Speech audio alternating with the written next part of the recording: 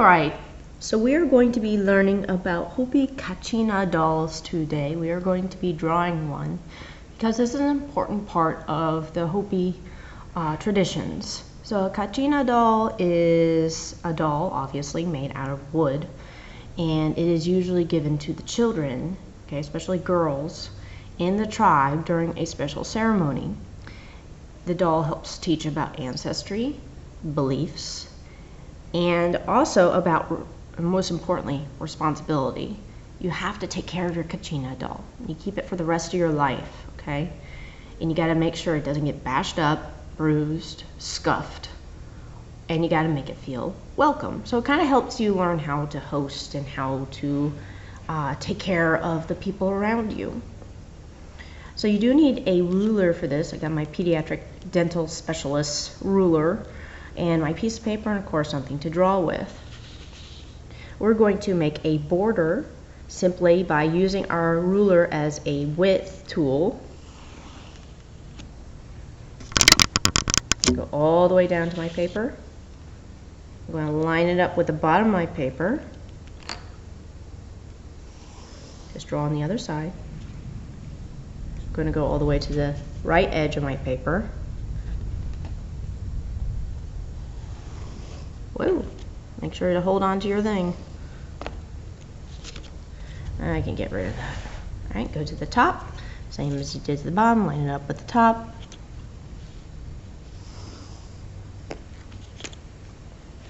So now we have a border and a place to draw our Kachina doll. We will talk a little bit about what is important to the Hopi people in terms of symbols, things that are often found in their art. This is the desert. You have to really think about how to grow your crops in the desert. The Hopi Indians and a lot of the other Pueblo tribes, okay, like the Navajo, the actual Pueblo tribe, the Zia tribe, all have to really think about water management in these dry places. So in the corners we're going to put a very special symbol. This symbol is very special to the Zia tribe because this symbol is literally named after them. You can find this on the New Mexico state flag.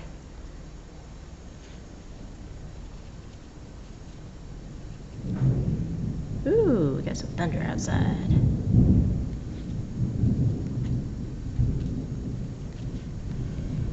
This symbol is called the Zia. Okay, it represents north, east, south, and west. It also represents the four seasons, and also the four seasons of life: birth, childhood, adulthood, old age. So it has a very universal meaning to the Zia and other Pueblo tribes. So let's go ahead and add Zias to each of our corners.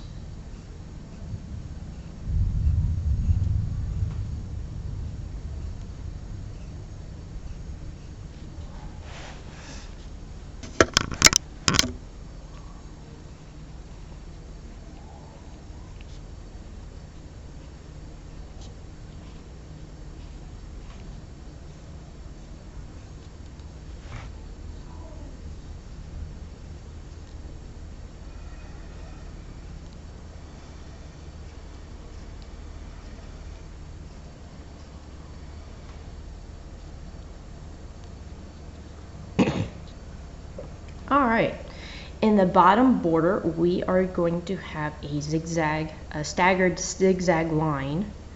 Looks like this, like steps going down, over, and then going back up.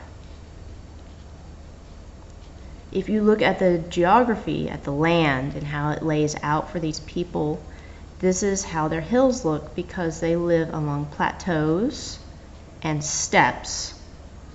The land is literally called steps because it staggers like this. So this is what we're going to use for ground.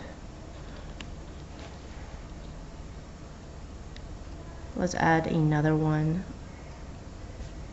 on either side of our paper.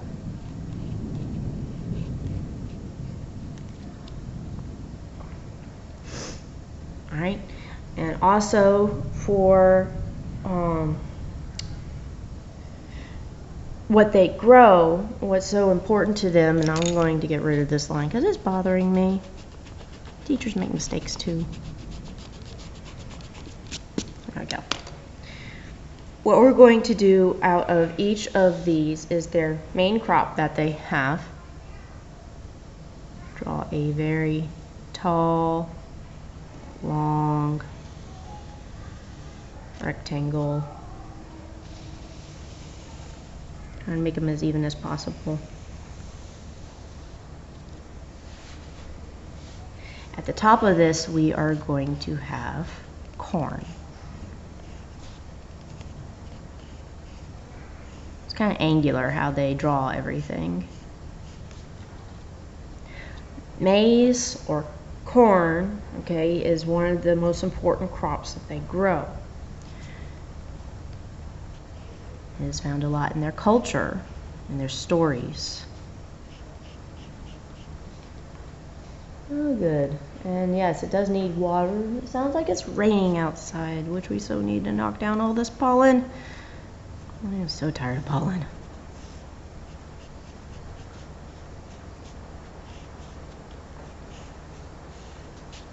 And just some diamond shapes for the leaves that are lower down.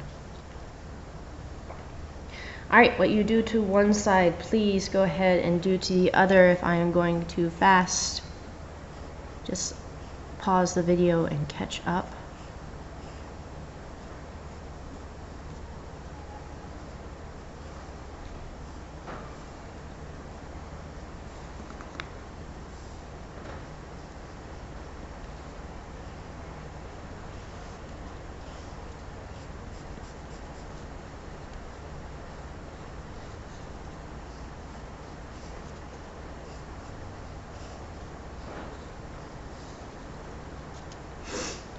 Alright, so we have our maize on either side of our border coming out of our ground. Okay, kind of looks like a Minecraft pattern, doesn't it? Alright, now that we have maize on either side, at the top we're going to put another one. It's kind of fitting that we have a thunderstorm outside, because thunderstorms in the desert are actually quite scary. Can cause flash flooding because the land is so dry, it doesn't exactly accept the water immediately as soon as it hits it, and usually the water comes so hard and there's so little bushes and grass to catch the water that it often, you better watch out if you're in a canyon, because it will flood in the matter of minutes. But after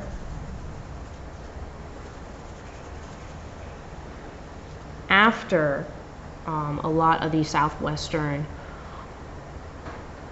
thunderstorms, you can often find a rainbow. So rainbows are also very important in the Hopi and Pueblo Indian motifs. So, yay, rainbows. Alright, so we got rainbow, we've got our maize, we've got our zias, we've got our ground. Now in the middle, we are going to be drawing our kachina.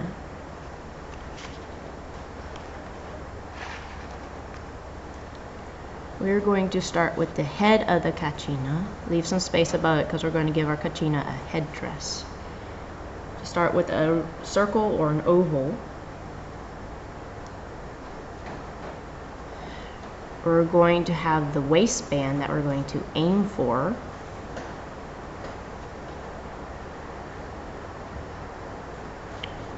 The bottom of our skirt, okay, or robe, because a kachina can either be a girl kachina or a boy kachina. And we are going to draw 2 squares. It's going to be very geometric again, to mark where the bottom of the feet are. Okay, so space them out. Space them out. Your kachina may be squat, it may be tall. We'll see when we finish. Let's go ahead and give some shoulders to your kachina. And connect those shoulders with the corners, top corners of your rectangle.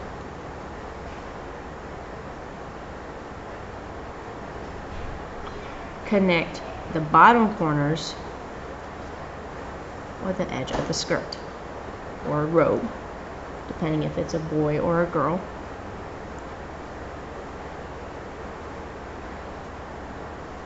Connect the top of these to make the legs. We are going to draw our kachina in boots.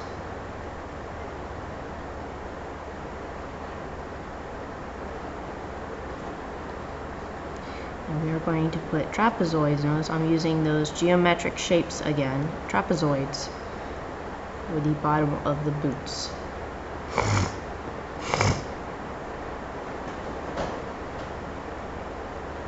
Kachinas are often decorated holding something, so we're going to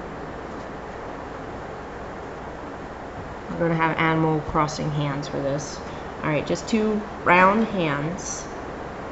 Common things they hold are rattles, drums, vegetation, mace. Okay, in this case we're going to draw it with vegetation.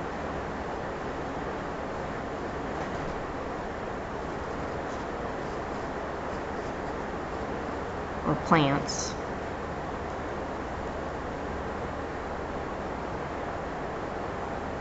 And simply connect from up here. I'm going to have some arms.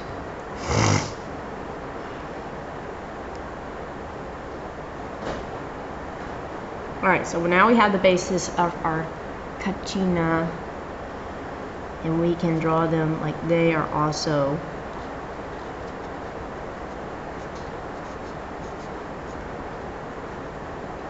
on ground.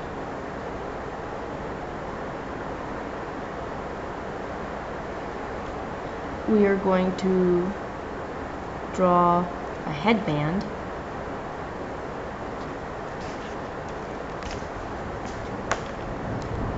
And a lot of Native American tribes, especially in the Midwest, to the southeast, to the northwest, okay? A lot of Indian tribes consider eagle feathers to be very sacred to them. So on either side of this headband, we're going to add 2 eagle's feathers.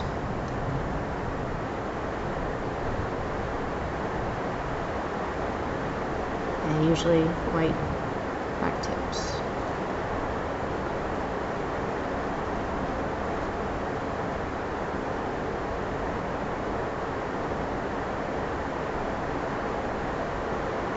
We are going to draw kind of a pentagon shape coming out the top of the head with 2 more flanking it, so it looks kind of like a turkey tail.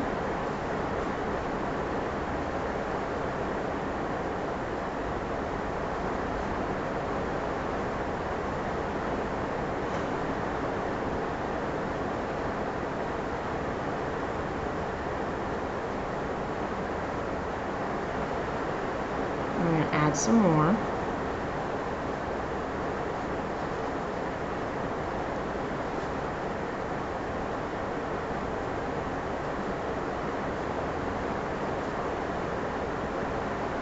So now we have a headdress to our kachina.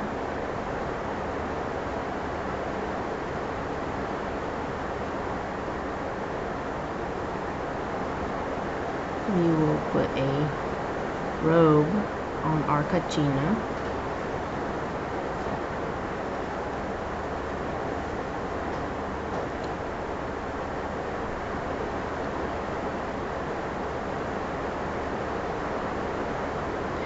Our belt is actually a sash, so we will come down and give it a belt.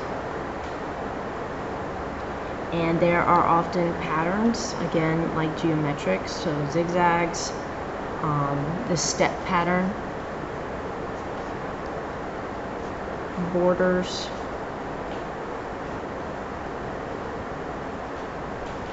I'm going to add 2 triangles there.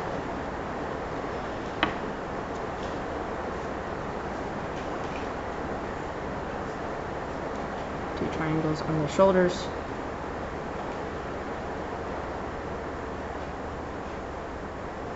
And we are going to have a medallion on the centerpiece. Silver is the people's go-to for precious metal. Silver is abundant in the Southwest, so much so that Nevada is known as the Silver State. Nevada is in this area. Their eyes are always kind of slits.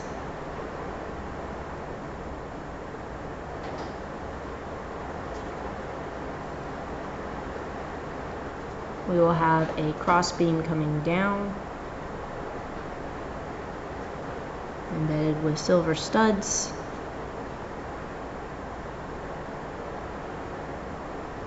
And we will give a little bit of face paint to our Kachina, and we are done. So our Kachina, we can add some swirls for clouds. We do these clouds.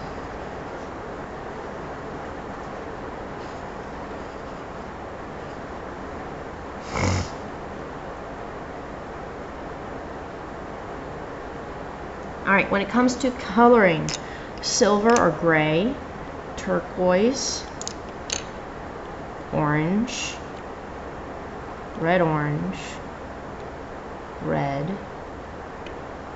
brown,